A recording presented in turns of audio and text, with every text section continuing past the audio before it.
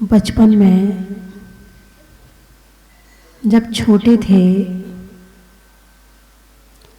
30-35 साल पहले की बात है,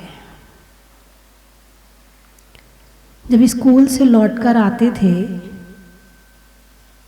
बिना पैर धोए अंदर घुसने लगते थे तो दादी की आवाज आती थी, बेटा पैर धो के अंदर जाओ।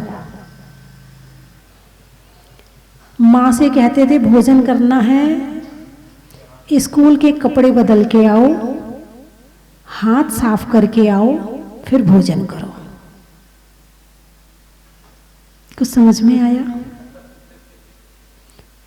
वर्तमान समय में जूते पहने पहने रसोई में घुस जाते हैं, चप्पल पहने पहने रसोई में घुस जाते हैं। ना हाथ धोने की शुद्धि है, ना पैर धोने की शुद्धि है, वस्त्र ना नहीं बदलते सफ़र करके आते हैं, ना जाने किस किस के साथ बैठ करके आते हैं, बाजार में किस किस के साथ होकर आते हैं, ना वस्त्र बदलते हैं और भोजन कर लेते हैं। उन्हीं वस्त्रों से सोफे पर बैठ जाते हैं और पर्दों को छूते हैं, बेड को छूते हैं। बाहर की सारी गंदगी घर में आ जाती है। बोलिए ये बात सही है कि नहीं? पहले जो सिखाया गया था कि पैर धो के घर के अंदर आओ, हाथ धो कर के भोजन करो, वस्त्र बदल करके भोजन करो, ये सही था या गलत था? सही था। आज तुम्हें किसने बताया कि ये सही था? आज तुम्हें क्यों लग रहा कि ये सही था? इसके पहले जब माँ कहती है कि बेटा पैर धो के आ, अरे क्या मम्मी पैर धो लो, पैर क्या होता है पैर धोने से? माँ कहती बेटा स्कूल के कपड़े बदल ले, अरे कपड़े तो है, कल संडे है ना, कोई बात नहीं है, पहने रहने दो। माँ की बात नहीं मानते हो। अब कोरोना की बात तो मानोगे ना? अब तो दिन भर धो हाथ सैनिटाइजर से। माँ तो कहती थी मिट्टी से धो ले, राख से धो ले, एंटीबायोटिक है राख। और लोग आजकल के डॉक्टर कहते बोले इससे बीमारी फैल जाएगी, इन्फेक्शन हो जाएगा, जबकि राख सबसे ज्यादा एंटीबायोटिक है। साबुन, बर्तन पहले राख से मांजे जाते थे, अब साबुन से मांजे जाते हैं। राख पेट में चली भी जाए तो कहीं कोई दिक्कत नहीं, और साबुन पेट में चली जाए तो 10 तरह की बीमारियां हो जाती हैं। डॉक्टर से कहते पेट खराब हो रहा है, भाई क्यों हो रहा, कारण ही नहीं पता। जो तुम्हारी बर्तन वाली है ना, वो तुम्हारे हिसाब से बर्तन नहीं करती है, उसके पास जितना टाइम होता है ना उस हिसाब से करती है। उसे और घरों में भी जाना है, उसके पास काम ज्यादा है। साबुन तुम्हारे बर्तनों के अंदर लगी रह जाती है, अब दोबारा धो करके तो तुम बर्तन में भोजन नहीं बनाते, उठाया और बना लिया, उठाया और बना लिया। और पहले देखा जाए तो सूखी राख से बर्तन मांजे जाते थे। आने वाली पीढ़ी ने तो नहीं देखा है, उसने तो वही साबुन सरफ ही देखा है। आने वाली पीढ़ी को बता दें कि पहले जो बर्तन होते थे उसका धौन इकट्ठा किया जाता था। वो गाय, भैंस, बकरी, जो भी जानवर घर में होता था उसे दिया जाता था। घर का एक दाना भी जूठा नहीं जाता था। और उसके साथ वो बर्तन पहले एक बार पानी से धोते थे, उसके बाद में सूखी राख से, यानी उसमें कहीं से कहीं तक गंदगी रह ही नहीं सकती है। और ऐसे चमकते थे पीतल के बर्तन जैसे सोना चमकते हैं। और अब वो लोहा के बर्तन आ गए हैं, पीतल के बर्तनों को तो निकाल निकाल के बेच दिया है। पीतल के बर्तन काम के नहीं है हमारे। लेकिन ध्यान रखना, जो हमारी पुरानी परंपरा थी, आप मानो या ना मानो, वो ही सही थी। चाहे शुद्धि की परंपरा हो, घर में सोले का भोजन बनता था। पहले के समय में जो खाट होती थी, लोग खाट पर सोते थे, और खाट में रात को बिस्तर बिछाए, सुबह उठा के रख दिए, खाट खड़ी कर दी। दोपहर को लेटना है, बिस्तर नहीं बिछाते थे, सादा खाट जैसी होती थी वो रस्सी की, उसी में लेट जाते थे, क्योंकि नींद नहीं लेना है, थोड़ी देर को रेस्ट करना है। जो रात के बिस्तर होते थे, जो रात की अशुद्धि होती थी, कहा जाता है रात का भी सूतक लगता है। जब सूरज डूब जाता है तो सूतक शुरू हो जाता है, और उसके बाद जो भी चीज आप छूते हो वो सब अशुद्ध होती है। तो इसीलिए रात्रि के जो बिस्तर होते हैं उसे छूना नहीं चाहिए। ये पहले परंपरा थी कि बिस्तर उठा के रख दिए, सुबह जब रात को सोना है तो दोबारा बिछाते थे, और दिन में उन बिस्तरों को टच नहीं करते थे। घर में पूरी शुद्धि होती थी, घर में पर्दे नहीं होते थे, चेहरे पर पर्दा होता था, खिड़की पर पर्दा नहीं होता था। अब चेहरे क्या, पता नहीं क्या क्या खोल लिया है और खिड़की में पर्दा लगा लिया है। पहले दरवाजे पर पर्दा नहीं होता था, और वो कपड़े टच नहीं होते थे आपस में, तो घर में जो भोजन शुद्धि होती थी, वस्त्रों की जो शुद्धि होती थी, वो पूर्ण शुद्धि होती थी। अब यदि घर में यदि कोई प्रतिमाधारी हो तो घर के बच्चे कहते, अरे मम्मी क्या छू छू मचा रखा है, ये मत छुओ, वो मत छुओ, वो मत छुओ। अब पता चल गया क्यों नहीं छूना चाहिए। वीडियो देख लिया आपने, कल मुझे भी दिखाया है, कल मुझे भी दिखाया कि एक डॉक्टर आता है, वो अपने मरीज को देखता है, मरीज कोरोना से पीड़ित है, वो कोरोना डॉक्टर को भी लग जाता है। फिर डॉक्टर जाके दरवाजा खोलता है, वो जो परमाणु थे वो दरवाजे में लग जाते हैं। फिर वो डॉक्टर जाके कंप्यूटर चलाता है, वो परमाणु कंप्यूटर में चले जाते हैं। फिर वो दूसरे मरीज को देखता है, वो उसको भी लग जाते हैं। तो ये जो भगवान महावीर ने एक एक चीज बताई है कि वस्त्र शुद्धि, इन वस्त्रों को, जो शुद्ध वस्त्रों को आपने पहना है, उन वस्त्रों से आप दूसरे वस्त्र मत छुओ, यदि छुओगे तो अशुद्ध हो जाओगे। फिर भी महिलाएं कहती, अरे थोड़ा सा पल्लू तो टच हुआ है, पूरा थोड़ी हुआ है, इतना सा पल्लू ही तो टच हुआ, जरा और कुछ भी नहीं लगा। अरे इतना सा पल्लू पूरे शरीर में फैल गया। बात समझ में आई कि नहीं आई? भगवान महावीर ने वस्त्र शुद्धि, भोजन पेट में करना है, लेकिन वस्त्रों की शुद्धि भी जरूरी है। कल मैंने बताया था कि डॉक्टर ऑपरेशन थिएटर में वस्त्र शुद्धि के साथ जाता है, औजार शुद्धि के साथ जाता है, टेंशन रहित होकर के जाता है, क्योंकि दिमाग में टेंशन रहेगी तो ऑपरेशन नहीं कर पाएगा। मन शुद्धि के साथ जाता है, वहां गालियां लड़ने की बातें ऑपरेशन थिएटर में नहीं हो सकती हैं, वचन शुद्धि होती है। यानी ऑपरेशन थिएटर में मन शुद्धि होती है, वचन शुद्धि होती है, काया शुद्धि होती है। हमारी जो भोजनशाला है वो भी एक ऑपरेशन थिएटर है। भोजन हमारे पेट में जाना है, पेट में जाकर हमारे शरीर और हमारी आत्मा के साथ एक में एक होगा, घुलेगा, मिलेगा, उसमें से हमें रस निचोड़ना है। यदि वो अशुद्ध हो गया तो हमारा मन भी अशुद्ध हो जाएगा, वचन भी अशुद्ध हो जाएगा और काया भी अशुद्ध हो जाएगी। ऑपरेशन थिएटर के जो परमाणु होते हैं उसकी भी शुद्धि करी जाती है। भोजनशाला के लिए भी कहा है कि वहां भी अशुद्ध परमाणु नहीं होने चाहिए। इतना ज्यादा ध्यान क्यों दिया है भोजन शुद्धि पर? आप साधु को आहार देते हैं, आहार देते समय क्या बोलते हो? मन शुद्धि, वचन शुद्धि, काय शुद्धि, आहार जल शुद्ध है, आप मेरे हाथों से आहार ग्रहण कीजिए। कहते हो नहीं कहते हो? विनम्रता पूर्वक, नम्रता पूर्वक, विनय पूर्वक आहार ग्रहण कीजिए। जब तुमने इतना शुद्ध भोजन साधु को दिया है, अब साधु का मन अशुद्ध नहीं हो सकता है। अब आहार करने के बाद में साधु स्वाध्याय करेगा, सामायिक करेगा, ध्यान करेगा, माला फेरेगा, जन कल्याण के लिए प्रवचन करेगा। और जो अशुद्ध भोजन करते हैं वो देखो सारे दिन क्या करते हैं? क्रोध करते हैं, मान करते हैं, मायाचारी करते हैं, लड़ते हैं, ईर्ष्या करते हैं, निंदा करते हैं, बुराई करते हैं। क्या करते हो सारे दिन? देख लो आप। भगवान महावीर जो कह रहे हैं, आपको बात समझ में नहीं आ रही है, कोई बात नहीं है, मगर ये श्रद्धा होनी चाहिए कि जो भगवान महावीर ने कहा है वो सत्य है। हर चीज के पीछे क्यों, क्या, जब पता चल जाएगा तब मानेंगे, नहीं तो नहीं मानेंगे। ऐसा भाव नहीं होना चाहिए। भगवान महावीर ने कहा वस्त्र शुद्धि मानो जरूरी है। अब नहीं मानोगे तो फिर सिखाने के लिए कोरोना को आना पड़ता है कि घर में शुद्धि कैसी होनी चाहिए।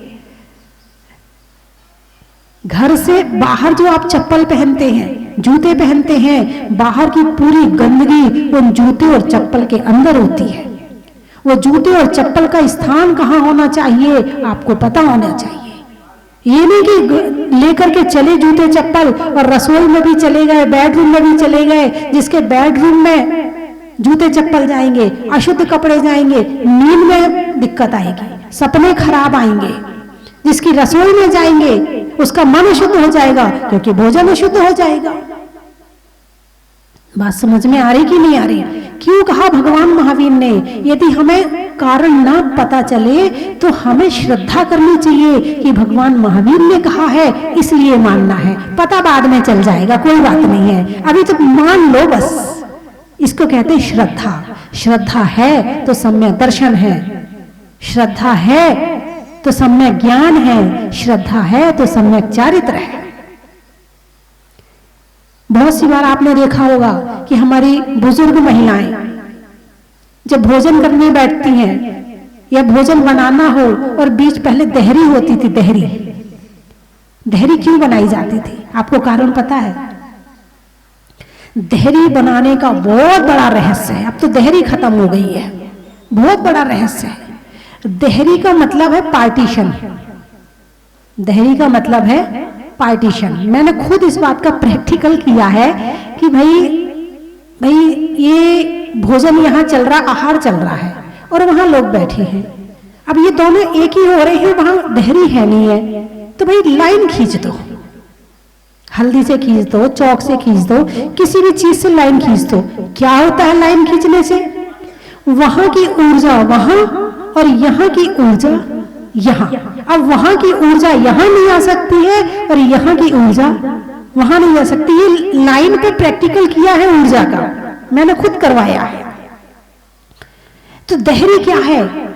आपके घर के दरवाजे पर दहरी है तो बाहर की जो अशुद्ध ऊर्जा है अब वो बाहर है और अंदर की जो ऊर्जा है अब वो अंदर है। रसोई में दहरी होती थी तो रसोई की जो शुद्धि है अब वो अंदर रहेगी, बाहर की अशुद्धि अंदर नहीं जाएगी। एक एक चीज का लॉजिक है। मॉडर्न बनने से कोई इंसान अच्छा नहीं बन जाता, कोई जरूरी नहीं है। लौट के आपको वापस यहीं आना पड़ेगा, भगवान महावीर की बातों पर ही आना पड़ेगा, उनके वचनों पर ही आना पड़ेगा। और नहीं आएंगे तो बीमारियां फैलेंगी। भगवान महावीर ने कहा है कि अष्ट मूल गुण का पालन करो। अष्ट मूल गुण क्या होते हैं? मद्य त्याग, मांस त्याग और मधु त्याग। ठीक है? बड़, पीपल, पाकर, उमर और कठूमर, ये 5 प्रकार के फल जिनके अंदर अनंत जीव होते हैं। और मद्य, मांस, मधु, इनका सेवन नहीं करना चाहिए। इनका त्याग बच्चे को शुरू से करवा देना चाहिए। 8 वर्ष में संकल्प दिलवा देना चाहिए, क्योंकि 8 वर्ष के पहले तक तो वो जो माँ बाप देता है वही खाता है। 8 वर्ष के बाद थोड़ा सा समझदार हो जाता है, तो 8 वर्ष में से संकल्प करा देना चाहिए कि मद्य, मांस, मधु का त्याग है। अब ये स्वाइन फ्लू ये क्या है? वर्ल्ड फ्लू ये क्या है? कोरोना ये क्या है?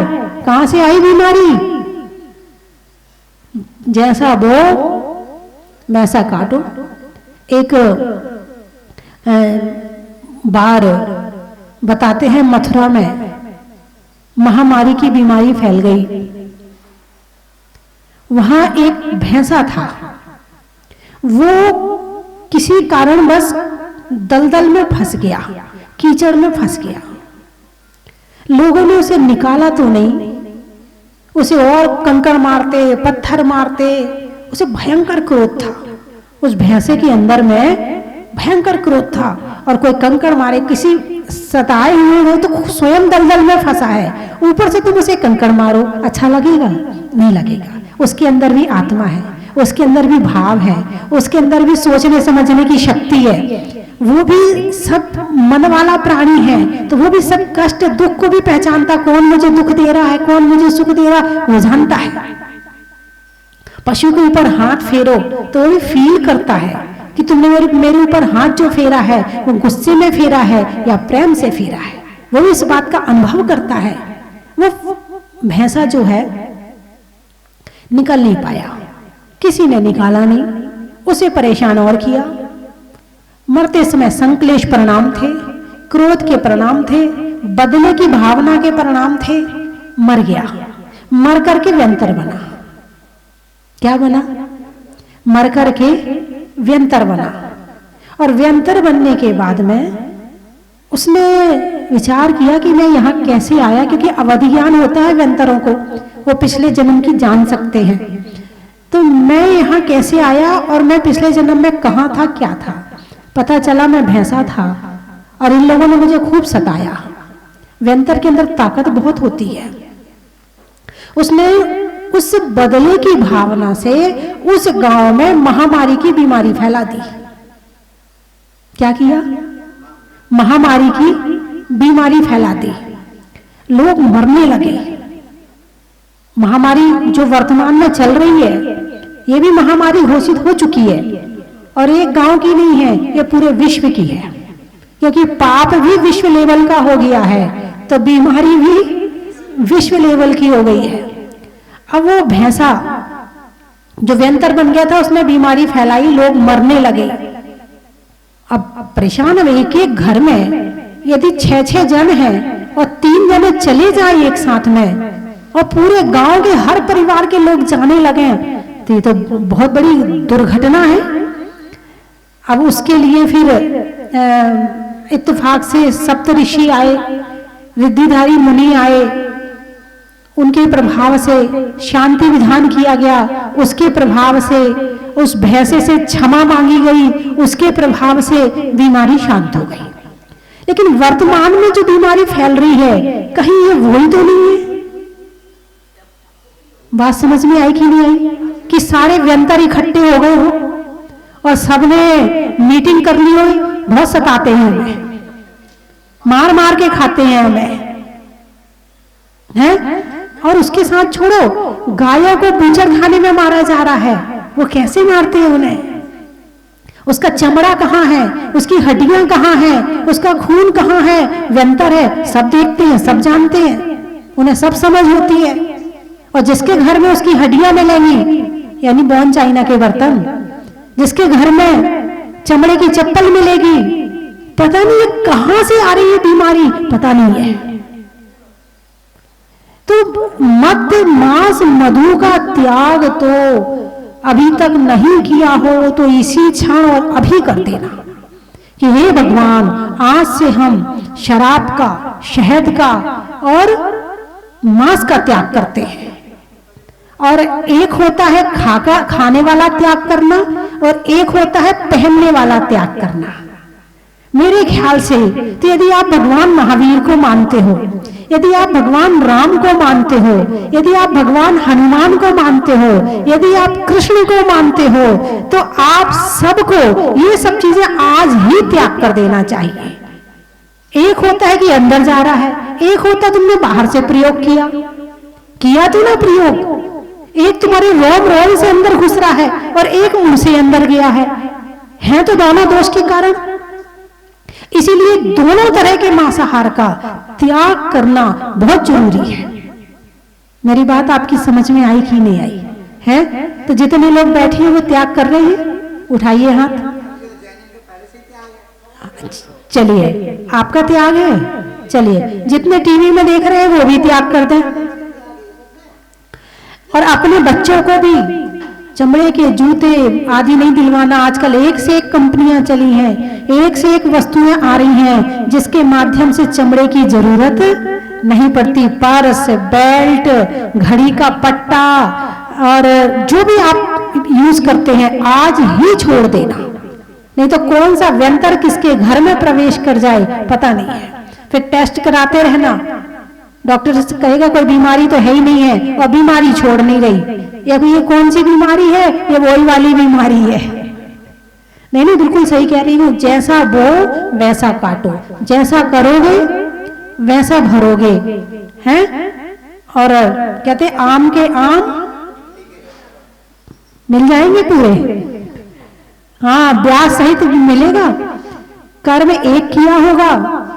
आप किसी को यदि 100 रुपए ब्याज पर देते हो तो कितने बढ़ जाते हैं एक महीने में? 10 रुपए तो बढ़ ही जाएंगे ना। तो 10 रुपए महीने साल के कितने हुए? 120 रुपए। जो कर्म हमने बोया है ना, वो भी ब्याज के साथ में वापिस आता है, चक्रवर्ती ब्याज के साथ में वापिस आता है। इसीलिए भगवान महावीर ने कहा है, जियो और जीने दो। तुम स्वयं जियो, औरों को जीने दो। चाहे चींटी हो, मच्छर हो, मक्खी हो, है, हर प्राणी जीना चाहता है। हर प्राणी अपने जीवन को पूरी आयु तक जीना चाहता है। भले ही कोई सा प्राणी हो, प्राणी कौन सा है इस बात की वो नहीं है, लेकिन हर जीव जीना चाहता है। मनुष्य ही केवल जीव नहीं है, इसके अलावा अनंत जीव है। हम कम से कम किसी को जीवन दान दे नहीं सकते हैं, तो उसका जीवन लेने का अधिकार भी हमें नहीं है। यदि हम किसी का अच्छा नहीं कर सकते हैं, तो उसका बुरा करने का अधिकार भी हमें नहीं है। यदि हम किसी के लिए मकान नहीं बना सकते हैं, तो उसके घर में आग लगाने का अधिकार भी हमें नहीं है। कौन सिखाता है? भगवान महावीर सिखाते हैं। तो बात जो मैंने आपसे अभी कही कि जियो और जीने दो, तो ये बात यदि जीवन में आ गई होती ना, तो कोरोना आने वाला नहीं था। ये सारे फ्लू कहां से फैलते हैं? ये उसी से सारे फ्लू आ रहे हैं। पूरा फ्लोर लेके आ रहे हैं, सामूहिक फ्लोर लेके आ रहे हैं। बंधुओं, जैन धर्म, भगवान महावीर ने जो त्याग बताया है, वो त्याग वास्तव में अनुकरणीय है। आज करोगे तो, कल करोगे तो, आना तो यही पड़ेगा त्याग की शरण में। बिना त्याग के जीवन का उत्थान संभव नहीं है। अब लोग घर में रहते हैं, घर में यदि एक जरा सा कोई त्याग करने वाला हो, आलू का त्याग है, प्याज का त्याग है, इसका त्याग है, सारे घर वाले उसके पीछे पड़ जाते हैं। ये क्या त्याग त्याग मचा रखा है, ये नहीं खाना, वो नहीं खाना, वो नहीं खाना। अरे तुम नहीं जानते हो ना, तुम नहीं समझते हो ना, कम से कम उसे अपमानित मत करो, उसके त्याग में सहयोग करो। यदि त्याग में सहयोग करोगे तो तुम्हारी भी त्याग की भावना बनेगी, और उसके त्याग का अपमान करोगे तो उससे चारित्र मोहिनी कर्म का बंध हो रहा है, और तुम कभी त्याग के मार्ग पर फिर कभी आगे बढ़ने वाले नहीं हो। है तो बंधुओं, जो धर्म है हमारे लिए सहायक है। ये कितने चांद पे पहुंच जाना, कितनी गाड़ियां चल जाए, कितनी बुलेट ट्रेनें चल जाएं, चलना तो जमीन पे ही पड़ेगा। बंद हो गई, सब हो गई बंद। हाँ, आना तो धर्म की शरण में ही पड़ेगा। धम्मम शरणम गच्छामि, धम्मम शरणम पवज्झामि, अरिहंत शरणम पवज्झामि, सिद्ध शरणम पवज्झामि, साहु शरणम पवज्झामि, केवली पर्णुत्तम धम्मम शरणम पवज्झामि। आना तो धर्म की शरण में ही पड़ेगा। नहीं आओगे, भटकते रहो, पाते रहो दुख। संसार में जितने कष्ट हैं, पीड़ाएं हैं, सहन करते रहो, और इनसे बचना है। धम्मम शरणम पवज्झामि, आ जाओ धर्म की शरण में। केवली के द्वारा जो प्रणीत धर्म है, आ जाओ प्रभु की शरण में, सब ठीक हो जाएगा। तो अपने घर में सामूहिक बैठ करके 1 घंटे का भक्तांबर का पाठ रोज करें। कल कोई कह रहा था, कोई महाराज कह रहे हैं नमोकार मंत्र पढ़ो, कोई महाराज कह रहे हैं शांतिनाथ भगवान का जाप करो, कोई कह रहा है कि शांति विधान करो। सब अलग अलग बता रहे हैं। मैंने कहा चिंता नहीं करो, कुछ अलग नहीं है। शांति विधान में शांतिनाथ भगवान है, नमोकार मंत्र में भी शांतिनाथ भगवान है, पंच परमेष्ठी है। शांति मंत्र में भी शांतिनाथ भगवान है, भक्तांबर में भी आदिनाथ भगवान है। आप कुछ पढ़ लेना, सब में भगवान है। अब चाहे उसमें 24 तीर्थंकर में से कोई से हो, मगर है भगवान ही। इसलिए जो भी महाराज जो बता रहे हैं आप सब करो। तो भक्तांबर आपको मालूम है कि एक सशक्त स्तोत्र है, एक विशापहार स्तोत्र है। मैंने उसका हिंदी अनुवाद भी किया है। आज हो सकता है मैं उसको व्हाट्सएप करवा दूंगी, तो आप विशापहार स्तोत्र पढ़ो, सामूहिक घर में बैठ करके पढ़ो। वो भी इसीलिए है भक्तांबर स्तोत्र। हर श्लोक उसका एक एक अपने आप में मंत्र है, एक एक शक्ति को संजोए हुए है। तो 1 घंटे का भक्तांबर का पाठ घर में सामूहिक बैठकर हर बच्चे को बैठा के करो। उससे एक ऊर्जा मिलती है, एक शक्ति मिलती है, और जो पावर पैदा होगी वो कोरोना को आने से रोकेगी। और विश्व शांति के लिए करो 1 घंटे का भक्तांबर का पाठ। एक बार संस्कृत में पढ़ना, और यदि 2 बार हिंदी में पढ़ लेना, तो 3 बार में 1 घंटा हो जाएगा। तो आपके घर में बच्चों को भी भक्तांबर पढ़ना आ जाएगा, और इस बहाने भक्तांबर का पाठ होगा और धर्म की भावना जागृत होगी और हमारी रक्षा होगी। तो मेरी बात आपकी समझ में? बोलिए ना।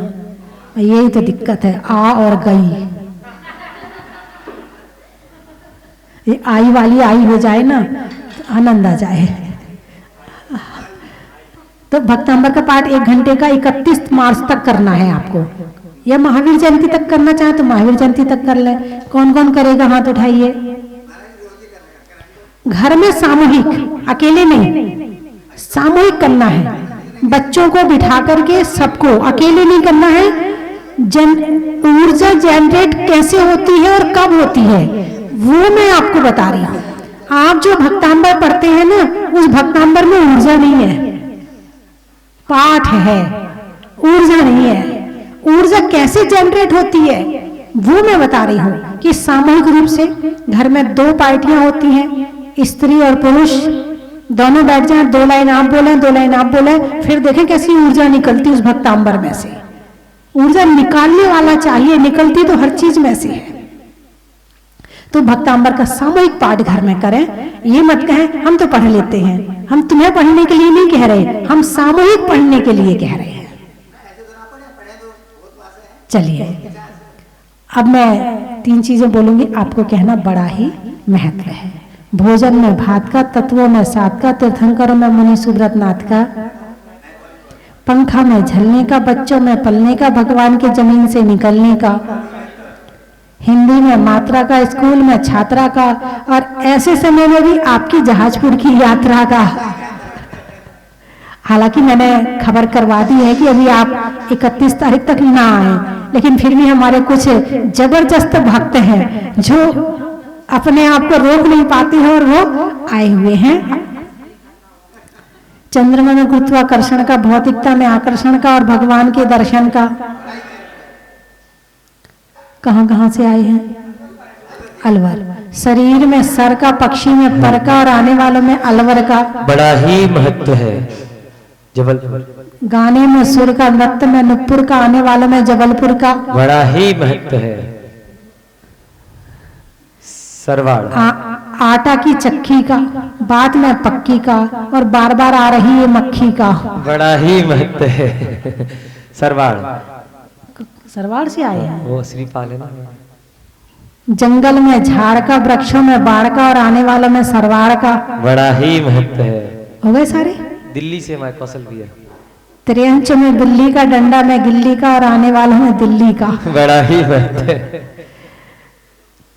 बच्चों के लिए कक्षा का, बच्चों के लिए कक्षा का, छोड़ने में इच्छा का और अपनी कोरोना से सुरक्षा का। बड़ा ही महत्व है।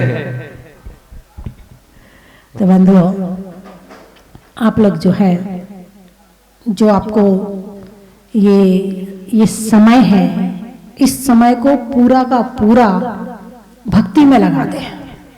वहीं से ऊर्जा मिलेगी, संसार में और कहीं से ऊर्जा मिलने वाली नहीं है। आप तो जो है पूरा, क्योंकि वैसे तो फुर्सत मिलती नहीं है, बेचारे इतने बिजी रहते हैं, बच्चे स्कूल में बिजी हैं, भाई दुकान में बिजी हैं, महिलाएं घर में बिजी हैं, पड़ोस में बिजी हैं, बातें करने में बिजी हैं। अब तो पड़ोस में भी ज़्यादा जाना बंद हो गया होगा, है ना। अब घर में रहो, दरवाजे बंद करके क्या करें। तो अब कितना टीवी देखो, कितना मोबाइल देखो, तो पाठ करो। अब ऐसे समय में स्वयं भी लग जाओ धर्म में और घर वालों को भी लगा दो धर्म में। अब परीक्षा की घड़ी है, इस परीक्षा में पास होके दिखाओ। और भगवान महावीर ही हमारे सहायक हैं, जिन धर्म ही हमारा सहायक है, दुनिया में कोई दूसरा हमारा सहायक नहीं है। बोलिए 24 भगवान की। बोलिए।